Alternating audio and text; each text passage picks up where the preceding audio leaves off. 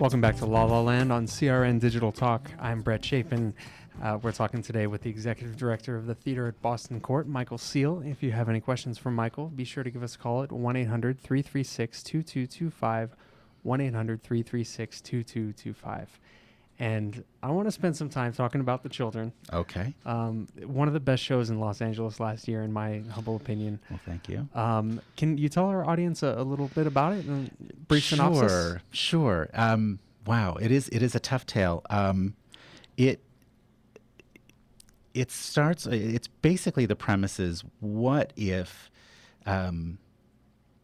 Medea's children? Somebody in the chorus spotted this thing that was going to happen to these children and saw it coming. And what if that chorus member stepped out, grabbed the children, and took them? Mm-hmm. And so basically the play starts with that premise. The children are actually played by two adults who actually have puppets. And compliment to Susan Gratch, who is the puppet designer, who won a Ovation honor for that puppet work that she did. Well deserved. Thank you, and I totally agree. But basically, for some reason, it transports the nursemaid, the chorus member, and the two children into a seaside cabin in Maine where there's a hurricane about to happen. Mm-hmm. And so as you sort of go through this play, you're not really sure what is real and what is not. And so a sheriff appears and to sort of gather anybody who's not gone to shelters, and they end up getting stuck in this cabin while this hurricane happens around them. And as the play unfolds, there's interesting clues in the scenic design and in the storytelling and the sound design, the brilliant sound design by John Zalewski and Veronica Varel, again, Ovation nominees for their work, where you're not quite sure what's happening. And what is revealed is this is a story being told by a 9-year-old boy to his little sister because he is keeping her calm. They have been put in into a pickup truck and driven off a pier into the water because their mother wants to kill them. And so he is telling the story because he knows that in his science class, he's learned that until the water pressure around them and outside equalizes inside with the water filling up in this pickup truck, that they can't open and swim to safety. So he's keeping her calm, telling her the story of that he has learned in his 5th grade classes. Mm-hmm. And so you have clues is the thing. All the time that you hear the sounds of the hurricane are actually were re-envisioned sounds of metal crunching, water rushing, things like that. The lamps in the overhead lamps in the cabin, there were 2 globes that every once in a while there would be this screeching sound and they would drop almost to the floor. That was weird. And those were to sort of represent the headlights being dropped into the water. Okay. Of the car. The scenic design, Francois Pierre Couture. As we got things revealed, the couch in the cabin was actually the bench from the pickup truck. The refrigerator door actually had door handles from a pickup truck on it instead of the regular door handles. There were lots of right. The radiator was actually made out of bumpers.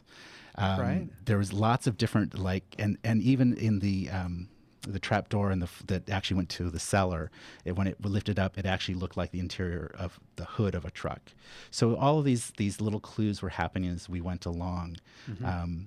And it was really about this boy telling a story, and you sort of kind of found out about him and what he was looking for in his life, and the people who had sort of wronged him and who he could trust. That's a real thinking kind of play. Yeah. But beautifully written by Michael Elinau. And it was an amazing collaboration between our co-artistic director, Jessica Gubzanski, who directed it, and Michael Elinau, and our co-literary manager, Emily Beck, which actually on howlround.com this week, there's actually 3 separate blog entries by those 3 people talking about the collaboration that happened and from their viewpoints. So howlround.com? Howlround, HOWLROUND.com. and really fascinating. If you actually go to bostoncourt.com, upper right-hand corner blog, hit that and pull down, and it'll take you to some of that information. So. Yeah, check it out, guys. Yeah. Read some information about the show, and I don't know if it's going up again anytime soon. But I don't know. We do those shows and put them out into the world, and hopefully something will happen with it, because it is really a play that deserves another, at least another 1 or 2 productions as it goes along, because it is a timely story too. So many parents who just can't cope and attempt to get rid of everything in their life, including those loved ones around them. Was it a big challenge for them working with puppets? The actors? They watched a lot online, different demonstrations, and just got to work with them. We had dummy puppets from the very beginning, so they were literally working with them. And Susan Gratch, who designed them, worked with them a lot. But yeah, they just really inhabited them, and even then they played themselves as adults in certain segments. So they had to continue to try and put that sort of personality both in the puppet and themselves. Yeah, it was very interesting to transition from one to the other. Yeah. Great show. Yeah, thank you. Guys, for any information on Boston Court, go to bostoncourt.com. We're talking with Boston Court's executive director, Michael Seal. If you have any questions for Michael, be sure to give us a call at 1-800-336-2225. That's 1-800-336-2225. Paul Madrid, is our film crew here yet from Guides, the web series? I'm just curious. I'll take a look. Okay. We've got we're shooting a web series here, guys, after the show. If you want to stick around on the live stream and watch us film. We'll be back on La La Land on CRN Digital Talk.